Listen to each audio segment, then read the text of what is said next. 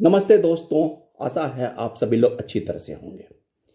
Friends, यूबीयू ने strike की notice दी और सीएलसी ने काउंसिलेशन मीटिंग का डेट फिक्स कर दिया 24 जनवरी।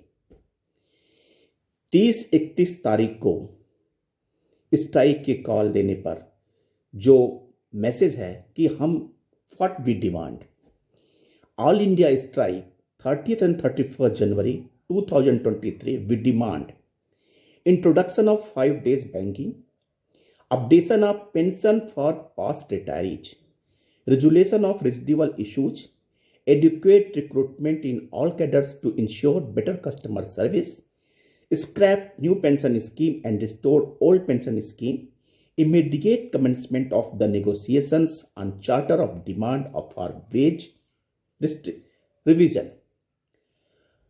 फ्रेंड्स, इन सब बातों के बीच में एक बात यह है कि अब सीएलसी ने काउंसिलेशन के लिए 24 जनवरी फिक्स कर दिया गया है। मैं पढ़ रहा था तो एक हमारे रिटायरी साथी ने जो अपना फेसबुक पे कमेंट लिखा, तुम मुझे स्ट्राइक का नोटिस दो, मैं तुम्हें वार्ता के नाम पर चाय पीने बुलाऊंगा। यूबी और आईबीए यही तो कर रहे हैं, कई सालों से यही तो होता आ रहा है, अब तक और आगे भी यही होगा। इस बार सिर्फ 5 डेज वीक के नाम पे ठंडे छींटे डाले जाएंगे और फिर गई अगले 6 माह की। कुछ दुनिया में इसी इंतजार से चले गए और कुछ चले जाएंगे। न पेंशन अपडेशन होगा, न रिटायरीज राहत पाएंगे। रिटायरीज के भले के नाम पर नए नए व्हाट्सएप ग्रुप और फेसबुक ग्रुप बनेंगे और वह भी वृद्धों को भरमाएंगे। वह इसके अलावा कर भी क्या सकते हैं? बैंकों के कार रोकने या उसे प्रभावित करने की उनके पास ताकत जो नहीं है। अब फ्रेंड्स, अगर बात करते हैं कि इनके डिमांड के बारे में, तो 5 डे बैंकिंग का डिमांड पिछले 7 साल से 8 साल से चल रहा है, जब 2015 में 2 शनिवार क्लोजिंग हुई थी और हर 10th बाइपर्टाइट, 11th बाइपर्टाइट और अब अगला 12th बाइपर्टाइट।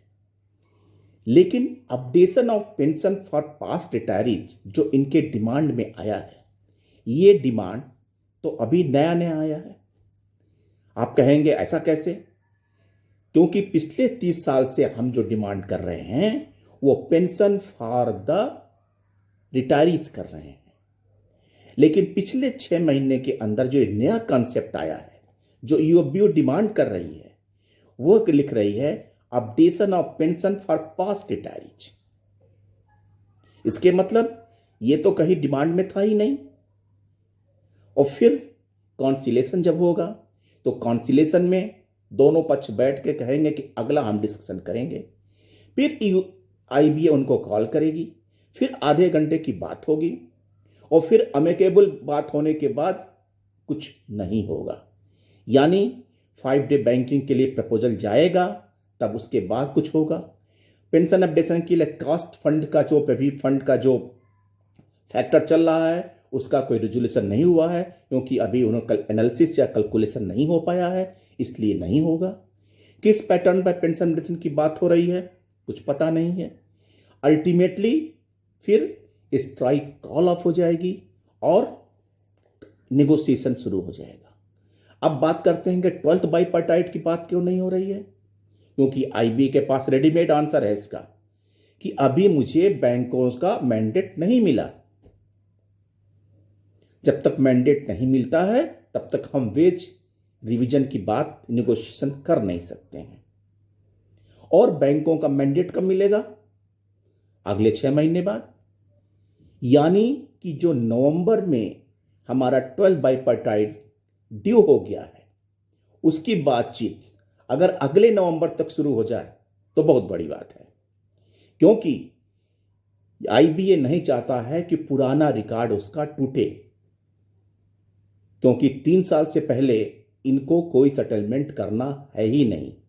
सो अगर अभी से नेगोशिएशन शुरू कर देंगे तो जल्दी से जल्दी मामला निपट जाएगा। और ना यूबीयू चाहती है और ना आईबीए चाहती है और ना सरकार चाहती है।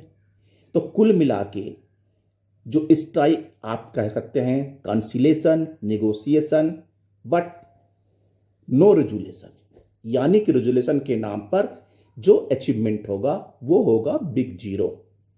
क्योंकि निकट भविष्य में ना ये 5 डे बैंकिंग के लिए कुछ कर पाएंगे, ना ये पेंशन अपडेशन के लिए कुछ कर पाएंगे।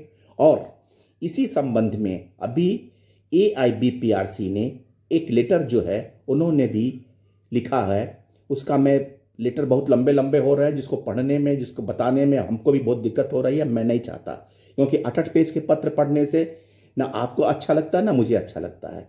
तो समरी पॉइंट में बता रहा हूं, द AIBPRC ने जो लिखा है, the demand of updation of pension for a section of retirees is unlawful as it contradicts the existing provision of the BEPR 1995.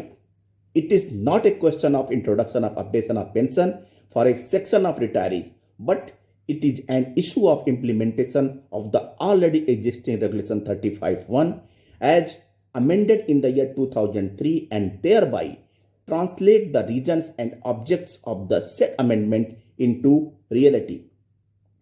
We have been repeatedly demanding before all concerned that any attempt to distort the provisions of the state subordinate legislation is tantamount to betrayal to the interest of senior citizens of the industry, while also undetermining the sanctity of the legislative process of the nation. Third, this is our fervent appeal to you that at the time of discussion on the issue of updation of pension, no argument by any one of the sides should be taken into cognizance if the seeks very contradict the provisions of Bank Employees Pension Regulation Act 35(1) as amended in 2003. If may finally be put on the record that as per Regulation 56, if the banks do have any doubt regarding interpretation of any regulation, reference shall be had to central government employees pension rules. No management and no union association should have the right to interpret the issue of updation of pension in manner contrary to the express provision of the pension regulation. It is worth mentioning that here that if there is two possible interpretation to any pension rule, the one favorable to one pensioner shall be taken as ruled recently by the Honorable Supreme Court in the case of Rajasthan government pensioners. We also want to submit to your good self that since bank retirees are distinct, homogeneous group, issue pertaining to the bank retirees should be discussed with apex level bank pensioner and retiree organization only and make the whole process legally tenable, just and fair. सबसे बड़ी दिक्कत है कि हम अपनी अपनी ढपली, अपना अपना राग, UOBU अलग, AIBRF अलग, AIBPRC अलग। IBA समझता है कि इनको हैंडल करना वेरी इजी। सो मारे जा रहे हैं रिटायरीज। देखिए 24 तारीख को क्या होता है, कंसलेशन मीटिंग में क्या फाइनल होता है, फिर क्या नेगोशिएशन होता है। तब तक के लिए थैंक यू फ्रेंड्स, नमस्कार, ध्यान रखिए अपना।